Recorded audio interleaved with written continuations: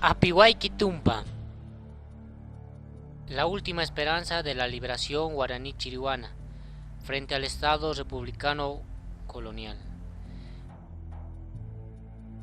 Para poder conocer más acerca de la vida de este guerrero, que luchó por la liberación del pueblo guaraní chirihuano, territorio actualmente conocido como el Oriente Boliviano, uno de los más vastos y ricos territorios naturales, es considerado como una promesa de desarrollo, que en época pasada era ignorado totalmente por considerarlo salvaje y de poco conocimiento. Quien naciera de una leyenda se convirtió en un líder y héroe que impulsó al pueblo oprimido del Oriente a luchar por su libertad, a pelear por la devolución de sus territorios y terminar con la opresión del Caray. Tumpa, al ver y sufrir el maltrato del cual eran víctimas los indígenas del pueblo guaraní, tomaron la determinación, al mando de su líder, de romper las cadenas de la opresión. Su lucha fue incansable y constante. Luchó junto a sus hermanos con valor y firmeza. En su último encuentro con el Caray, demostró ser contrincante digno de respeto, infundiendo temor en sus oponentes. Por la valentía que demostrara su gente, tenían pocas posibilidades de conseguir la victoria, por lo precario de sus condiciones en comparación al ejército colonial, que determinó la derrota en la batalla de Curuyuqui, donde fue tomado preso. Lo sentenciaron a terribles torturas y a una muerte cruel. La conquista del Caray en la cordillera. La conquista del Caray reinicia en 1840 con la ocupación de los territorios para la crianza de ganado vacuno. Además se extienden las misiones que tratan de evangelizar a los nativos. Con el auge de la minería, grandes señores se convierten en terratenientes y con ellos se llevan al ejército para su protección, que empiezan a reprimir a los indígenas. Al ser expulsados de sus tierras más fértiles, empiezan con sus ideas de lucha por recuperarlas. En la lucha de 1874 empiezan asaltando haciendas y robando animales. Su derrota es inminente, pierden sus tierras por ser vencidos y irremediablemente tienen que partir en busca de nuevas tierras menos fértiles, donde a pesar de vivir en extrema pobreza deben permanecer para no perder su libertad. Su lucha con los años fue más imponente y en el último grito de liberación se llevaría a cabo a manos de un joven chamán de nombre Apihuayquitumpa. La lección de una madre. Fue hijo de una cuña y de una aba cualquiera. Su padre posiblemente murió en la guerra de 1874. Era un niño apenas cuando su madre lo llevó de aldea en aldea en busca de un lugar donde subsistir. Por mucho tiempo vio los martirios a los que era sometida su gente, al ser torturados en el cepo, pasando los días enteros sin comer, que los llevaba muchas veces a la muerte. Una noche, su amor maternal la llevó a tomar a su hijo de la mano y huir de este lugar. Con esta acción de amor, el joven comprendió que la libertad debía ser conquistada por la propia mano. La masacre de Murucuyati. Apihuaqui y su madre nuevamente erraban entre las pobres aldeas indígenas, buscando integrarse a una de ellas y obtener el alimento para sobrevivir. Cuando por fin se establecieron en Muruyati, era una pequeña aldea ubicada en la vertiente oriental de la Aguaraque, conformada por algunas familias chirihuanas. Para Apihuaqui y su madre, después de haber sentido en carne propia los abusos del Caray en las haciendas, Murucuyati les pareció un pedacito de la tierra sin mal que antes fue el extenso territorio ancestral chirihuano, ya en esos días llenos de la maldad del Caray. La pequeña chacra comunal no abastecía lo suficiente, pero ahora todos los esfuerzos en trabajo era de todos y para todos los comunarios, no así para un patrón que los humillaba y maltrataba. Ahora podían darle descanso reparador a sus cuerpos. Las últimas horas de la tarde se observaba un ambiente festivo, escuchándose música interpretada por los temimbi y los tambores. Apihuaqui bailaba junto a los demás jóvenes hombres y mujeres o jugaba el tradicional juego de la pelota llamado toki con los de su edad.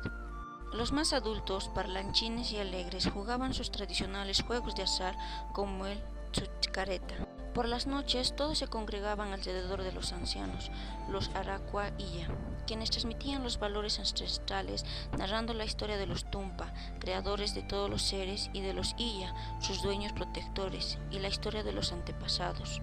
Apihuaqui, que casi tenía 14 años, asimilaba con claridad las enseñanzas de los Arauca Illa y reflexionaba sobre su propia experiencia de cambio de vida desde que llegó a Murucuyati.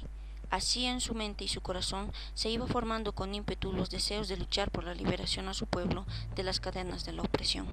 Aunque pese a las estrecheces económicas, los chiriguanos de Murucuyati sentían estar viviendo bien porque gozaban de libertad, su felicidad no duraría por mucho tiempo, sería aplacada con la masacre.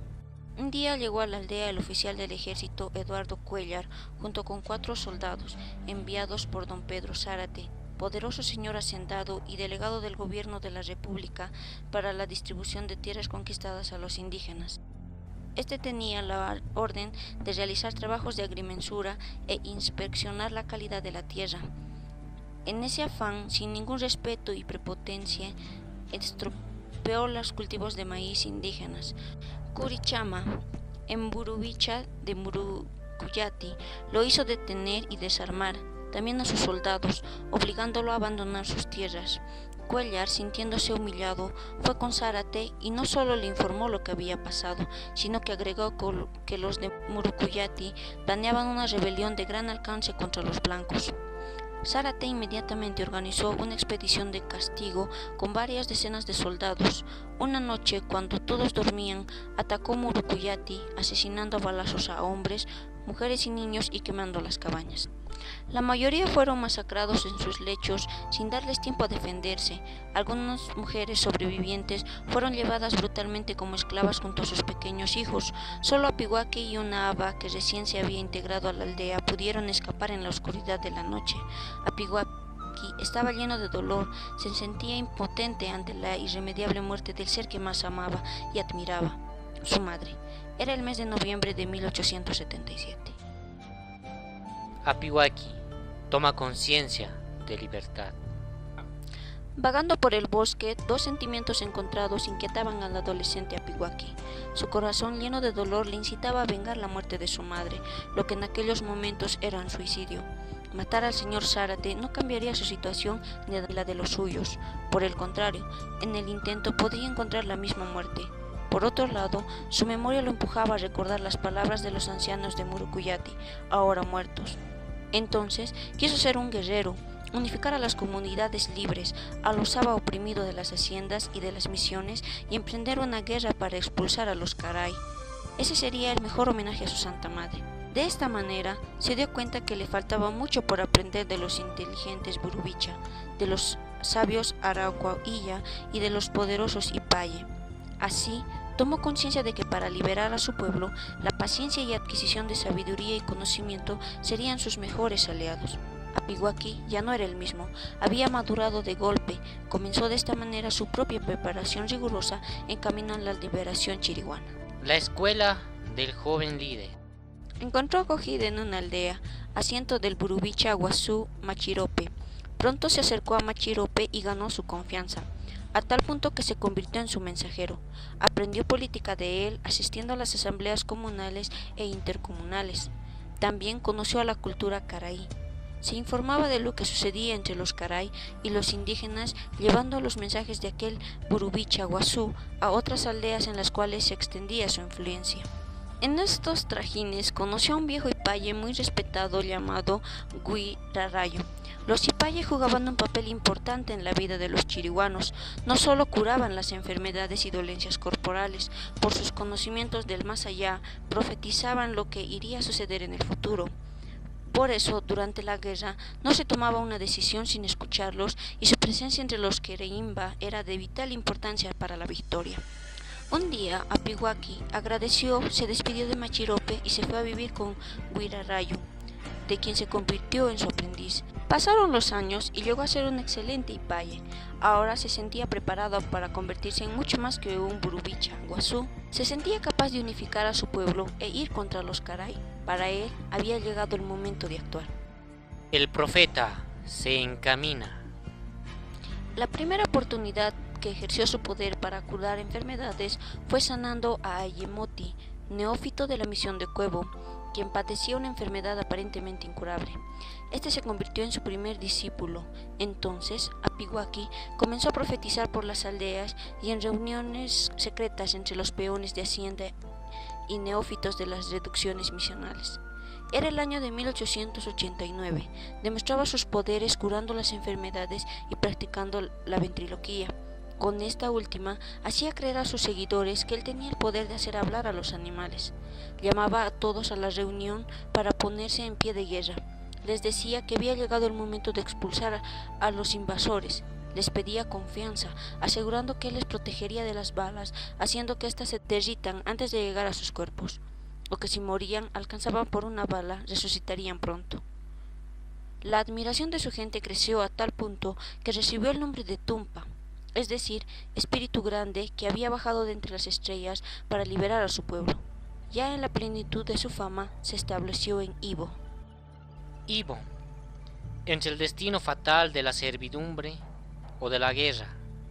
Después de la guerra de 1874, los Burubicha de Ibo y Cuevo emprendieron una larga y desesperada gestión ante las autoridades gubernamentales y eclesiásticas para convertir a sus pobladores en misiones con el fin de no ser gobernados por los hacendados, perder sus tierras y convertirse en peones. Cuevo fue escuchado y pasó a depender de la misión de Santa Rosa en 1887, cuando gran parte de sus tierras de cultivo ya estaban cercadas como propiedades caray. Sin embargo, Ibo no fue escuchado. Entonces este pueblo se dio cuenta que el único camino para no ser sometido a una vida de servidumbre y maltratos era el camino de la guerra. Esta disposición hizo que Apiwaki lo elija como el centro del último gran movimiento para la liberación del pueblo chiriguano del siglo XIX. La guerra de 1892. En grandes asambleas donde participaban Burubicha y Burumbicha-Guazú, se decidió dar inicio a la guerra en los días del carnaval de 1892. Sin embargo, un suceso precipitó el inicio de la guerra.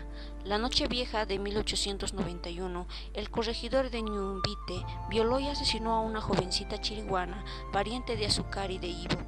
La furia de los chiriguanos se vio llegar cuando el asesino no recibió ningún castigo por parte de las autoridades. Era el colmo de los abusos caray. La guerra se inició el 7 de enero con el ataque Quereimba a una tropa dirigida por el teniente Sanz, quien fue sorprendido por una lluvia de flechas en la quebrada de Mandiyuti. Grupos de guerreros chiriguanos distribuidos por toda la cordillera asaltaron haciendas en la zona de Camiri y Lagunillas en el Alto Parapetí. Incendiaron las casas de las familias Franco y Chávez. Varias propiedades fueron tomadas en la cordillera central y en las cercanías de Ibo. La movilización militar fue general en la cordillera y en Santa Cruz. El coronel Mercado de Saipurú fortificó sus tropas con voluntarios de Gutiérrez y Charagua y con 100 flecheros neófitos de las misiones del Gran Parapetí. El cuartel de Choretí fue reforzado con peones obligados por sus patrones a asistir a la guerra. En la ciudad de Santa Cruz, el prefecto González reclutó a 150 milicianos. El obispo Beliciario Santisteban en esta ciudad exigió rezar y realizar misas en todas las iglesias en contra de los paganos, indios infieles sublevados en la provincia de la Cordillera. El 13 de enero se protagonizó una primera batalla en Curuyuti. El coronel Frías de Sauces, con un ejército nada uniforme de soldados, voluntarios y neófitos flecheros, enfrentó a los Quereimba de Apiwaki. Frías tuvo que emprender la retirada al verse incapaz de vencer a sus enemigos, sufrió 3 muertos y 20 heridos. La madrugada del 21 de enero, Apiwaki, con 1000 Quereimba de a pie, 3000 de a caballo, atacó al cuartel de Santa Rosa con el fin de tomarlo. Sin embargo, el traidor Mandeponay, Burubicha de Machareti, había advertido al coronel Frías del ataque.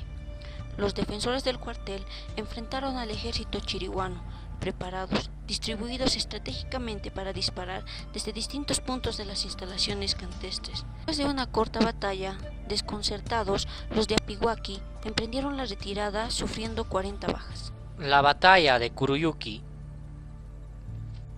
A los pocos días, el cuartel de Santa Rosa recibió refuerzos de Santa Cruz. El coronel González tomó el mando de un ejército de 1690 hombres, bien dotados de municiones y armas. Este ejército se encaminó a Curuyuki.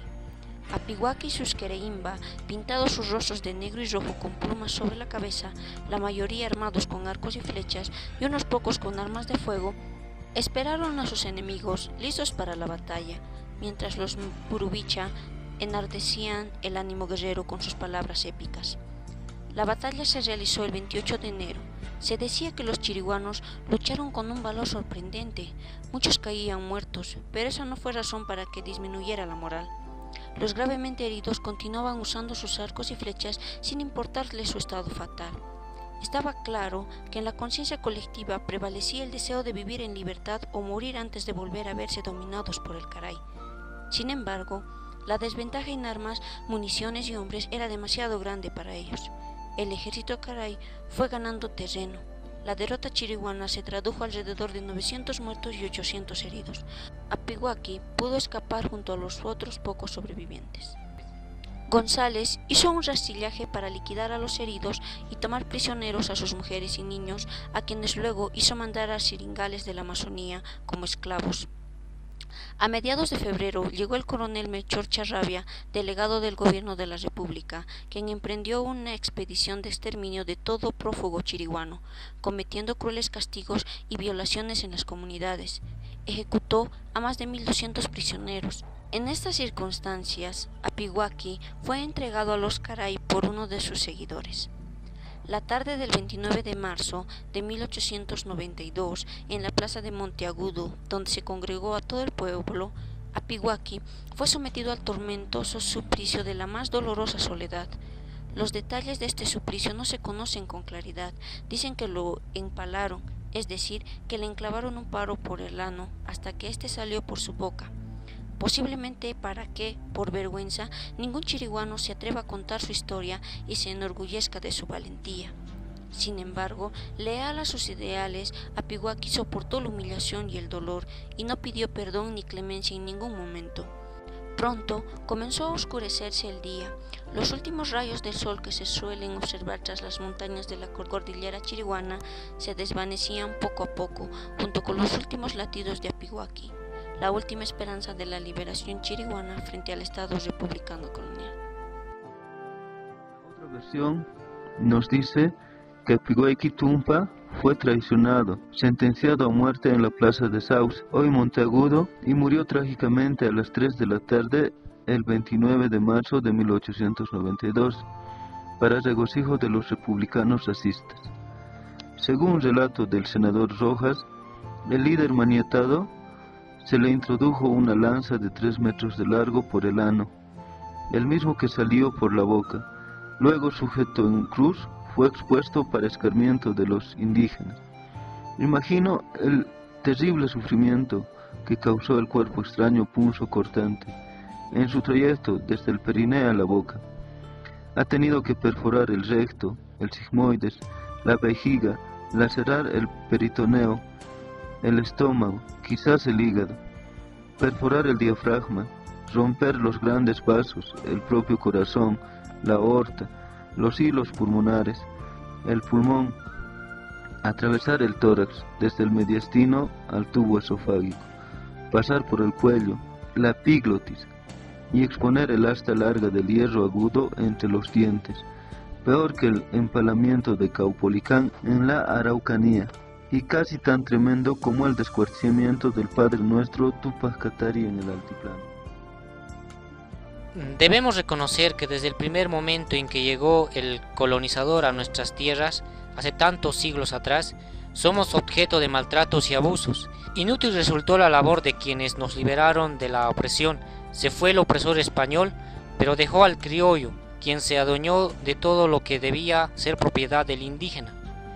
Hombres y mujeres que se dieron cuenta de esta injusticia, lucharon en favor de la devolución de sus tierras. Hasta ahora conocemos bien la lucha que realizó el temible Vilca, Moto Méndez, Manuel Asensio Padilla, Juana Azurduy, entre otros, que son figuras famosas en nuestro país.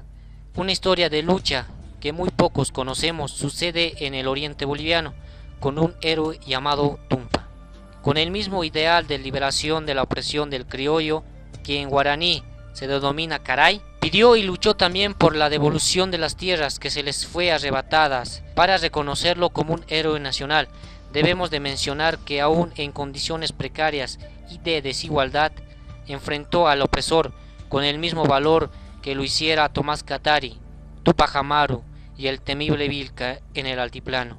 Su lucha no logró lo que se esperaba, pero despertó el sentimiento de liberación. Saber que conocemos poco o simplemente no conocemos la historia de tantos indígenas que lucharon por nuestros derechos debe llevarnos a reflexionar y tomar conciencia que siendo bolivianos poco sabemos de lo que sucedió antes en nuestra tierra y por ello son muchos los que no conocen el verdadero valor de nuestra historia. Son estas luchas que debemos recordar y deben servirnos para reconocer que si somos libres es por el sacrificio de tantos héroes que quedaron en el olvido o que murieron en el anonimato.